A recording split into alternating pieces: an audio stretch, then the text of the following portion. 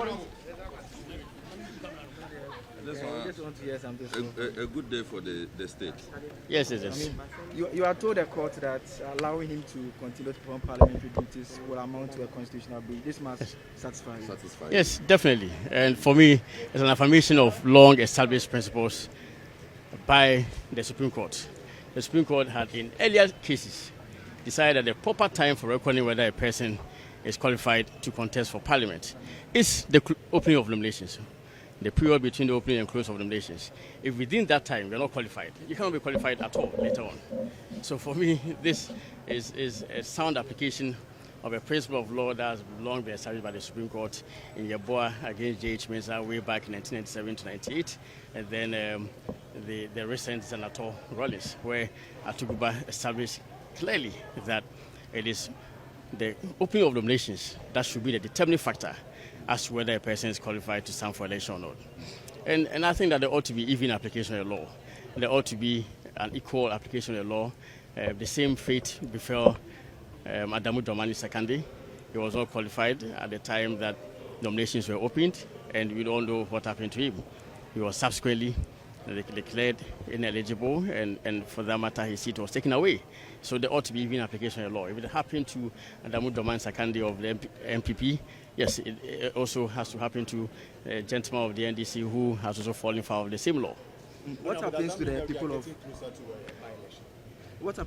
of Assin North? Because the court says this should remain in force until the substantive matter is determined. Yes, definitely. So it means that as the High Court that had earlier on held, the seat for me, the people of Assin North will not be represented.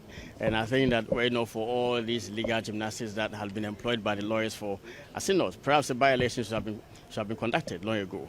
And I, in my view, think that there's even nothing in the way of the Electoral Commission to declare the seat vacant. The High Court has ruled, given a judgment, determining the status of the gentleman as not qualified to have stood for election, and had actually cancelled the election conducted in the Assin North constituency. And the Court of Appeal subsequently struck out this appeal for non-compliance with the rules of the Court of Appeal. So there's no appeal pending. And I think the way is clear. But of course, the Supreme Court has ordered an expedited hearing and determination of this matter.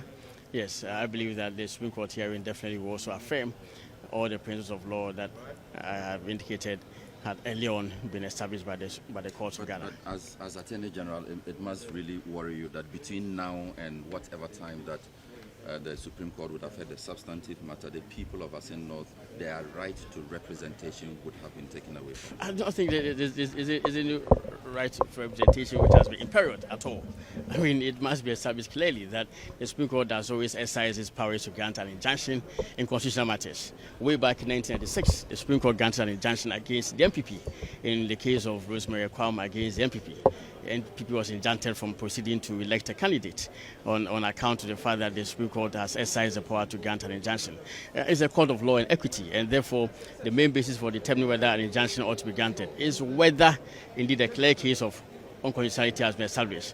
And as I indicated in argument to the court, each passing day that the gentleman continues to unlawfully go to Parliament, he breaches the Constitution. So he's a running unconstitutionality. And I think that the Supreme Court is in its right to halt such a patent and running unconstitutionality.